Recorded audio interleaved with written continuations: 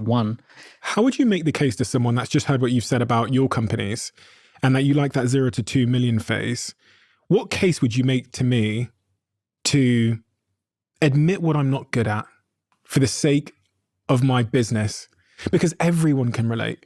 Like, yeah. I don't mean to share this without asking him, but I'm sure he's in control of the edit, so he can take it out if he doesn't like it. But did you think I was going to do it? Jack turned around to our team the other day, and I've actually spoken to so many people about this moment since he said it. Jack said, you know what? Jack's run this podcast from 0, so 0 subscribers to where it is now, it's 5 million subscribers. Jack turned around at 5 million subscribers and was like, I'm not the best in the world at doing lighting. So what I've done is I've gone out and I found someone who's the best at lighting, and they're going to teach me, they're going to redesign my set.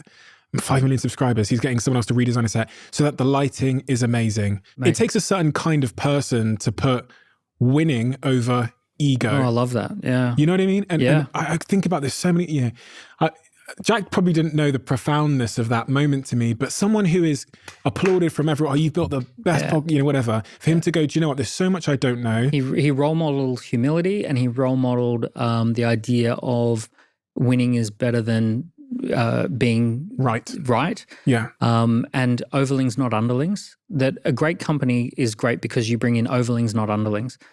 So an underling is someone who's not as good as you are, and an overling is someone who's way better than you are.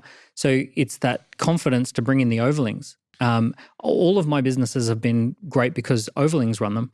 Everyone who is in my organization is way better than me at the thing they're doing. And I feel like the conductor in the orchestra can't play all the instruments and probably maybe is okay at one instrument, but actually their ability to bring in the best in the world at that instrument is what makes them a great conductor, the ability to enroll people.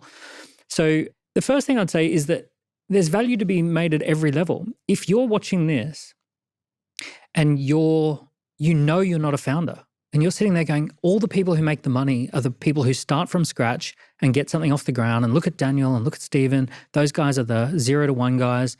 Wouldn't it be great if I was one of those? But I'm not. Well, actually, that's not true. The truth is that there's incredible wealth to be created if you can take something from 2 to 20 million. There's amazing wealth if you can take something from 20 to 200 million. Do you know, this is worth mentioning, one of the biggest opportunities in the world right now, there's 2 major opportunities in the world, but one of the biggest opportunities in the world at the moment is baby boomers who want to retire. And a typical scenario is you get someone who's late 60s, early 70s. The business had a high watermark of a couple of million, and now it's dropped down to maybe $1 million or high 6 figures because the person's semi-retiring, and because the business has been on decline, it's almost unsaleable. The person wants to retire and they just want to hand over the keys, and they just want that business to go to someone who's fresh. And what they're willing to do is to do a vendor sale exit. Cody Sanchez, she talks about this. I've done deals like this. And actually Jeremy with the 100-foot yacht, that's how he does it. So you buy a business that the person wants to retire, and you take over that business with fresh energy and you bring it back to its high watermark.